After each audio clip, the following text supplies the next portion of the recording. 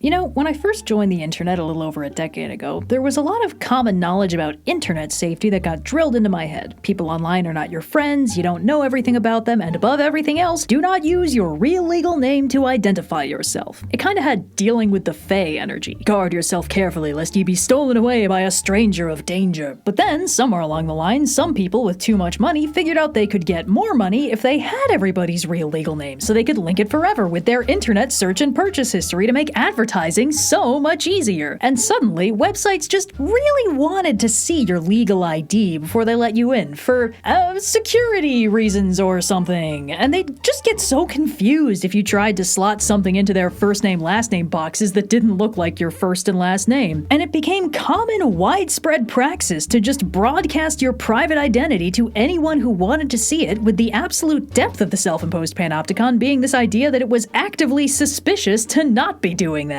After all, why would anybody want to not give 5 billion strangers on the internet a virtual house tour? That's the real suspicious behavior, if you ask me. Your privacy is a personal attack on my freedom to know everything about you, and more importantly, on a corporation's freedom to sell your advertising profile for money. No shade to any of my peers who do this, but there is something a little bit dystopian about how the longest running wave of popular online sponsorships is centered on selling back the concept of privacy through VPNs and services you can pay to get your info removed from data brokers. I remember when this was an unthinkable level of internet unsafety, and we got here so fast because somebody figured out they could make money off of it, and now here we are. And the cynical part of me, which, contrary to popular belief, is not actually all of me, wonders if this rapid cultural shift is why, in roughly the same time frame, we've seen a significant downturn in the popularity of the concept of a secret identity. The secret identity trope is baked into the very foundations of the superhero genre. Back in the Zorro and Scarlet Pimpernel days, where the heroes were normal human vigilantes operating outside the law in defiance of an unjust and powerful government that, if they knew who they were, could easily thwart all of their do-gooding by just burning their house down. These mysterious masked men needed the mystery in the masks to cover their sneaky shenanigans, and this meant it was an absolutely top priority that their civilian identity be as far removed as possible from their vigilante identity. Thus, the prototypical secret identity trope took form. A character maintains two identities, one a seemingly normal person with a normal life and hobbies, and the other a larger-than-life character who gets up to hijinks that the secret identity could never be seen accomplishing. This was a very elegant formula for heroism with baked-in tension. Not only was our protagonist at risk in their heroic identity of getting their ass kicked, they were also at risk of being unmasked and exposed, damaging or even destroying their civilian life and everyone associated with it. Or their separate identities could come into conflict with one another, like for instance a character their secret identity was friends with might end up in opposition to their heroic alter ego. And in general, the tension of having to maintain a secret life away from the character's loved ones is a recipe for potentially endless volumes of drama. Now, this was not the only way for a hero to fly under the radar. Famous archetypical proto-superheroes like Robin Hood historically didn't have secret identities until relatively recent adaptations borrowed them back from the superhero genre he inadvertently contributed to. Robin Hood's main MO was literally just physically hiding, with his merry men holed up in some dark corner of the forest where the authorities couldn't find him. But the secret identity trope provided a much more elegant way for the heroes to maintain their nightlife and a day job at the same time, so instead of camping in the woods, they could be in a house and stuff. Interestingly enough, before the proto-superheroes, the secret identity mostly showed up in villainous contexts, or at least generally unfriendly ones. A major running theme through the Count of Monte Cristo is that mild-mannered Edmond Dantes adopts the persona of the mysterious Count of Monte Cristo to obscure the fact that he A. did not die in prison, and B. spent those long years in prison plotting an intricate revenge scheme against the people who put him in prison in the first place. While playing the Count, Edmond also takes on a handful of other disguises to properly array the chessboard as necessary. It's not quite the same as later secret identity stories. The Count doesn't end a long day of scheming by peeling off his goatee and saying, "Little does Madame Danglars suspect that the glamorous Count of Monte Cristo is secretly mild-mannered Edmond Dantes off to his day job at the Journal des Débats," but it definitely fits the same general shape. A more traditional early secret identity is in Dr. Jekyll and Mr. Hyde, since through the magic of chemistry, mild-mannered Dr. Jekyll gets to indulge his worst impulses in the form of the unrecognizable Mr. Hyde, free of the consequences of his actions until it all catches up with him and bites him in the ass, of course. But after the Scarlet Pimpernel in 1905 and Zorro in 1919, the concept of a secret identity was pretty solidly linked with heroism, allowing a good person to do good deeds that they'd otherwise be prevented from doing without significantly more difficulty. And that loose notion of incognito heroism carried over to Superman's debut in 1938, kicking off the superhero genre boom. And Superman is a weird case, so we'll get back to him. The much simpler example from around the same time would be Batman, explicitly inspired by Zorro and correspondingly borrowed borrowing his gimmick of posing as a rich idiot with no day job and spending his nights do-gooding in a mask and cape. Batman's version of the secret identity was significantly more cloak and dagger than Superman, with a secret base in his mansion and a loyal butler in on the scheme, even a kid sidekick sharing the same gimmick. From this point forward, almost every major superhero got a secret identity from day one, including slightly surprising cases like Thor, whose introduction in comics involved him losing all his powers and his memory of being Thor, with Odin turning him into the mild-mannered and physically disabled Donald Blake, who, as far as he knew, was just a normal guy. He then spent 10 years as Donald Blake before rediscovering his hammer and his powers, with the whole thing intended as a lesson to make Thor a little more humble by forcing him to see the world from the perspective of someone who wasn't an unstoppable god of thunder. This concept has been dropped in basically all recent adaptations, which find it much easier to just let Thor be Thor 24/7. And there's that slight hint of weirdness again, isn't there? It's that same thing we smelled with Superman. There's this question looming over the secret identity trope when it gets applied to superheroes. Why does an explicitly super powerful entity need a secret identity to protect them? This is not an unanswerable question, but it does beg an answer. Back in the 40s, when superheroes were popping out of the woodwork, everyone got a secret identity by default, but that's not the de facto status quo anymore. Ever since the MCU wrapped up its first movie with I Am Iron Man, it's been the hip, trendy thing to make sure modern superheroes go maskless as much as possible, both to give the actors that precious expensive face time and to theoretically replicate the runaway success of Iron Man by doing everything in it that worked the first time as many times as possible. In the current zeitgeist, it's almost a 50-50 shot if a character whose bread and butter is vigilante justice will bother with maintaining secrecy at all, and so the question comes up a lot more frequently. Does this character who's traditionally had a secret identity really need one? What purpose does it serve in the narrative? Is it needlessly confusing, or just the right amount of confusing? Now, there are some character factors that play into whether or not a secret identity really makes sense. Unpowered or low-powered heroes like Batman don't need to justify maintaining a secret identity because it feels like a completely logical way to keep the Batman project funded while staying out of jail. And there's the secondary element that Batman's entire MO is built around creating an aura of unstoppable fear around the Batman identity, a fear that would be dramatically reduced if he were revealed to just be a rich kid with issues. One of the cool things about secret identities is that there are generic reasons to have them: protect loved ones, stay out of jail, but there can also be highly character-specific reasons to maintain them. But in the case of many other superheroes, maintaining a secret identity feels strange or unnecessary. Recent adaptations of Thor usually just let him hang out on Asgard or in the Avengers Tower when he isn't out being Thor. He has no need of a day job and isn't particularly hurting in Lessons for Humility, so he's just Thor all the time. Wonder Woman is another character whose secret identity has kind of been deprecated over time. When she debuted in 1942, she maintained a civilian identity that she borrowed from somebody else, and she used it to work as a secretary in the army, but that kind of gradually fell by the wayside, and by the time Crisis on Infinite Earths rebooted the continuity, they basically dropped her secret identity altogether. With the caveat, the comic book continuity is a snake pit, and that's as far in as I'm going. The Justice League cartoon didn't make her use a secret identity at all. In fact, Justice League is an interesting case study because of the main 7 characters, Superman, Batman, Martian Manhunter, The Flash, Wonder Woman, Hawkgirl, and Green Lantern. Only 3 of them use their traditional secret identities, those being Superman, Batman, and The Flash. Martian Manhunter usually has a secret identity as extremely normal human detective John Jones, but this incarnation of the character had basically been locked up in a government facility since he landed on Earth, and then immediately joined the Justice League, so he didn't have time or inclination to make a civilian identity. Wonder Woman doesn't seem to see the point. This version of Hawkgirl has huge feathery wings growing out of her back, so passing as a normal human is kind of out of the question, and Green Lantern probably could do the secret identity thing, but as a former Marine and current space cop, he would probably consider it unethical to conceal his identity, and his comic counterpart hasn't worn a mask since 1985, so that one's pretty understandable. That's a less than 50% retention rate for secret identities in just one show, so it's pretty clear that as the characters get adapted and their circumstances change, sometimes their reasons for needing a secret identity stop applying. Thor and Wonder Woman are both physical gods, and their characters work just fine with or without them needing to pretend to be ordinary people when they're paying rent. Sometimes characters with more modest living situations and normal day jobs, like The Flash, maintain their secret identities seemingly just so they can avoid the hassle that would come with being in superhero customer service mode 24/7. But a lot of characters, high power and otherwise, have just gradually lost the secret identity thing over time. But Superman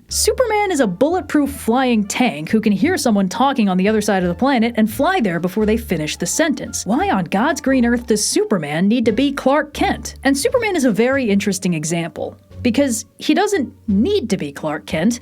He is Clark Kent, raised an all-American Kansas boy with his alien heritage and superpowers kinda creeping up on him as he grew up. Superman is a job he does, but it's not who he is. Adaptations like My Adventures with Superman build on this and highlight how terrifying it would be to undergo a transformation you don't understand and suddenly realize you don't work the same way as anyone else. That version of Clark hides his powers even from his most trusted loved ones because he is terrified that they'll think of him as a monster and he'll lose his friends. That is not the kind of problem that an excess of superpowers can automatically solve. Part of what makes Superman so interesting is he doesn't want to be an isolated physical god bunking down in his fortress of solitude. He wants friends and family and a normal life, and he could not have those things if everybody knew he could shoot lasers out of his eyeballs. And that's not his fault, it's the fault of how he'd be perceived. He doesn't want to be seen as a monster or a god, and that means he has to pretend to be a human. This is a pretty popular way to answer the secret identity question. Superheroes are people too, and they want to be able to clock out and worry about normal people things sometimes. But it's not like having a secret identity automatically removes all the problems of a high-flying superhero lifestyle. As the superhero genre grew, secret identity drama became a popular staple of it, a secondary bit of drama to layer on for spice when the characters weren't just socking villains of the week on the jaw. Maintaining a secret identity left a superhero vulnerable to the dreaded high-stakes peril of interpersonal issues. A character in their secret identity would be unable to explain why they had flaked out on a social engagement, or why they always seem to disappear when things get scary, leading their friends and loved ones to frequently conclude that they're a coward or other similar unpleasantness. Sometimes, frequently even, a character in their secret identity will be pining after a love interest who only has eyes for their superhero identity, and revealing the truth to them would risk blowing their secret wide open. Characters with secret identities are often very afraid of their friends and loved ones discovering their secret, or more worryingly, of their enemies finding out who their civilian identity is, usually because they have a pretty sizable supporting cast of characters who could very easily be put in serious danger if a bad guy figured them out. But the price of hiding that from them is having to lie to their closest friends, and frequently being seen in a pretty negative light as the consequences of their double life catch up with them. What this means is that a superhero's identity being revealed is a constant threat that the story can tease them with whenever things need to be spiced up. But at the same time, it's a bit of a nuclear option. A secret identity and a superhero's private civilian life are integral to the status quo, and if the unthinkable happens and their secret identity gets blown, sure, it's a big moment, but it foundationally changes the story from that point on. If a secret identity gets broadcast to the world, everything is going to change. Villains have shiny new targets to hostageify. Former friends of the secret identity with grudges against the hero identity might suddenly be grappling with feelings of crushing betrayal. Even when the current story resolves, the hero's downtime is no longer going to look like it did when they had a secret identity to relax in. They're going to be suffering all the worst effects of fame, with the added threat of a supervillain busting in and flattening the dining room. Now, of course, these threats only apply to certain kinds of characters. Again, physical gods like Thor and Wonder Woman aren't really subject to a lot of these considerations. All of Thor's loved ones are either gods in their own right or superheroes, or Jane Foster, who has at times been both of those things. Even big piles of money can suitably empower a superhero to insulate themselves from most of the nasty consequences, which is why Iron Man has canonically shed his secret identity in both the comics back in 2002 and of course the MCU back in 2008, with really only minimal negative consequences. But some characters are much more at risk from a secret identity reveal, and the poster boy for that is probably Spider-Man. Which brings us to another interesting complication to the superhero genre: its constant ongoing war with its own status quo. Stories and characters need to change to advance over time and avoid retreading old ground too much, but any long-form serialized story is going to struggle with how to change without losing the stuff the invested audience already likes. Spider-Man suffers from this big time, because that man has not been able to consistently escape high school since 1962, and the writers keep rolling back any success he has in his relationships to keep him single, miserable, and unsupported. This status quo treadmill phenomenon affects many characters and their secret identities, because frankly, a character's identity can only be revealed a limited number of times before it fundamentally changes the game, that limited number usually being 1. And Peter Parker has had this happen several times. Unlike Iron Man, Spider-Man has no money, and if he gets his identity blown, he has an elderly aunt, several love interests, and a school and/or workplace full of friends that can very easily be threatened to get to him, and he can't exactly relocate them all to a high-security penthouse suite with 75 cents and a stick of gum. Because of this, the threat of his identity being revealed is constant and very severe, and there's only so many times he can go, haha, just kidding, before it stops sticking. Spider-Man's identity has been revealed several times in the comics, and while sometimes he has the cover that everyone thinks he's such a dweeb he's obviously just cosplaying Spider-Man, or they play the old switcheroony by having another friend turn up in costume so everyone can see they're obviously not the same guy, sometimes it sticks. This was even a critical part of the Civil War storyline, where as an inexplicable show of faith in the system of superhero registration, Peter Parker reveals his secret identity to the world, and then a few runs down the line, Aunt May gets shot because of it, Peter makes a deal with the actual devil to undo the entire thing, and the status quo rolls right back to where it was, only slightly slightly worse, because Spider-Man cannot get out of a storyline without it punishing him in some way for existing. The secret identity reveal is such a nuclear option, it's almost on the level of threatening the end of the world as we know it. It's such a story breaker that it can almost never be fully committed to. But at the same time, small-scale reveals can be extremely impactful without really altering the status quo all that much, where the character reveals their secret, intentionally or otherwise, to a single friend or ally at a time. And these reveals basically come in two flavors: I had no idea, and I've known the whole time. The I had no idea reveal is typically how the hero in question expects things to play out. They steal their nerves, reveal their greatest secret, field any and all follow-up questions, and impress upon their conversational partner how absolutely vital it is that they not reveal the truth to anyone. These reveals can be very emotionally fraught, and the person being told about the secret identity might be quite upset or distraught at learning their friend has had this whole other side to them that they never told them about before. The I've known the whole time reveal is, in my opinion, so much more fun. In this scenario, the secondary character either responds to their reveal or says unprompted that they have, in fact, known their secret for a hot minute, they've just kept it under wraps, preserving the hero's greatest secret without them even knowing they were protecting them. This reveal typically does a lot to strengthen the characterization of the secret keeper, because this means they were A, smart enough to figure this out, B, compassionate enough to keep it hidden, and C, careful enough to succeed in keeping it hidden even while going through the typical trials and tribulations that come with being an important secondary character to a person who deals with supervillains on the regs. The character might even point out that the hero's disguise is paper thin, or that they've known each other for ages, or they can recognize their voice, or other typical plot hole dings that superhero secret identities get pinged with. Identity reveals are also a common way for superheroes to bond with each other. Characters with super senses can frequently just sniff out their allies even when they're out of uniform. Anyone who's telepathic has basically no excuse for not knowing who all their friends are, and anyone who's known Batman for more than 30 seconds can't expect to be on the Wayne family newsletter mailing list by the end of the month. Not every hero needs a secret identity, but I can see why it was the default starting point for pretty much every superhero. If a character doesn't need a secret identity, they can just drop it and eat the consequences. But if a writer decides to give a formerly public-facing hero a secret identity, it's a much